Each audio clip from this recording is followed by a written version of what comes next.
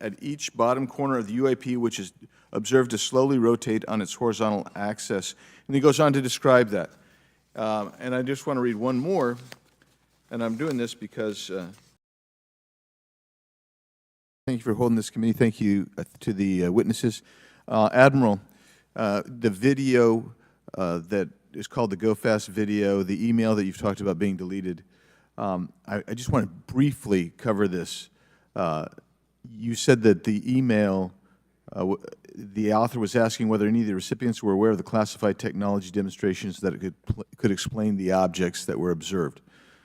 And then you said the email disappears. Then you guys have a series of meetings. The commander of fleet forces and his operations officer never discussed the incident again. Is that right? Is that accurate? That's accurate, sir. And even during weekly meetings, it was never discussed again. My question for you is, you were in those meetings. Did you personally hear that nothing was going on about that? Yes, sir. I was in those meetings, and did you make inquiries about that? No, I did not, sir, because I inferred, since I had been read into other special access programs, that this UAP video was part of one that I was not read into, or any of the recipients, or the author of the email, and that an intelligence agency basically pulled it back and instructed the author of the email, hey, this is, you just conducted what they call spillage into a lower classification level, and when that's done, the procedures are basically to remove any of the communication. You're going to silo it. So, and you, Mr. Elizondo, you said in your report and your testimony today, a government work on the UAP subject still remains classified. Excessive secrecy has led to grave misdeeds against loyal civil servants, military personnel, and the public, all to hide the fact that we are not alone in the cosmos. Fair? Yes, sir. All right. And all of you, and Mr. Schellenberger, by the way, I've read several of your books, Mr. Schellenberger, excellent stuff. Thank you. What I would say, too, is you were asked about the veracity of the author of this report. You comfortable with the veracity? Yes. Okay. And then, and I'll get to you in a second, Mr. Gold. We'll talk about Kuhnian and Lakatoshian scientific advancement and how we're obviating that through these processes. But we'll get to that in a sec. Because what I want to really get to is the ultimate question really becomes this. For what purpose is the federal government overclassifying, because that's what they're doing, they're overclassifying, and forbidding the public for getting access to this? And if you know, if you have an explanation, I'm curious, because I know what I've been told. I just want to know from your perspective, why do they overclassify? Mr. Elizondo, you look like you're finger on the button, ready to go.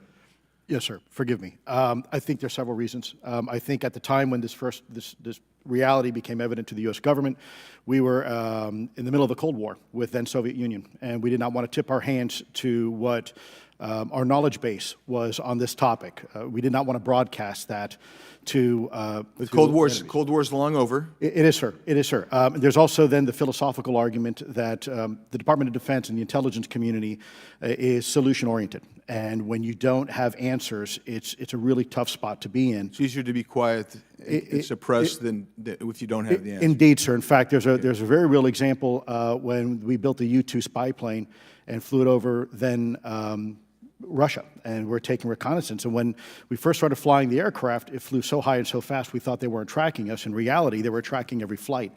It wasn't until the Russians could develop the SA-2 surface-to-air missile and successfully shoot them down. I would suggest to you also, along with Lakatos and Kuhn, you also have a problem with Kenneth Arrow's path dependence or increasing returns. That's one reason why they won't disclose it. It's too painful to admit. But I just want to read a couple things from Mr. Schellenberger's, what he gave to us today, because I think this is interesting stuff, and I just want to convey this to you. On USG networks, there exists infrared footage of and imagery of a grouping of vessels engaged in SIGINT and mass collection at night in a specific area of the Pacific Ocean. This footage, which was in close proximity to the vessels, a large equilateral triangle UAP suddenly appears directly over the ships. These three bright points are seen at each bottom corner of the UAP, which is observed to slowly rotate on its horizontal axis. And he goes on to describe that. And I just want to read one more, and I'm doing this because I think it's interesting. This stuff is interesting as anything. So let's get this one here, right here. While performing a routine airspace surveillance and control mission in the eastern air defense sector, an F-22 fighter observed multiple UAP contacts at mission altitude. Moving to intercept the F-22, pilot noted multiple metallic orbs slightly smaller than a sedan hovering in place. Upon vectoring towards the UAPs, a smaller formation of the metallic orbs accelerated at rapid speed towards the F-22, which was unable to establish radar locks on the presumed hostile UAPs. The F-22 broke trajectory and attempted to evade, but was intercepted and boxed in by approximately 3 to 6 UAPs. And then I'll leave that there, but because I just have no more time left. Well, she's not looking. So let's just get into, let's get into part of this. I thought I would be saved by the bell. No. Let's talk about Kuhnian, Lakatosian type of scientific development. And the problem that we have here is you have institutional blockage of what would be normal development of scientific ideas. And if you want to expand that, Mr. Gold. We're over time, so be very fast, please. I'll just say I'm a recovering attorney, so please take it easy on the science. But all breakthroughs have been heretical at first, and that's the challenge that we face, particularly with something as extraordinary as this, which is why gathering the data is so important. And I'll just end by saying, by the way, the overclassification of material is in no way limited to UAP. That is occurring throughout the government, as well as the inability to get people classifications in a timely and efficient manner, and then to have those classifications be broad enough to be useful. So this is a larger issue that I hope that Congress will look at. Thank you.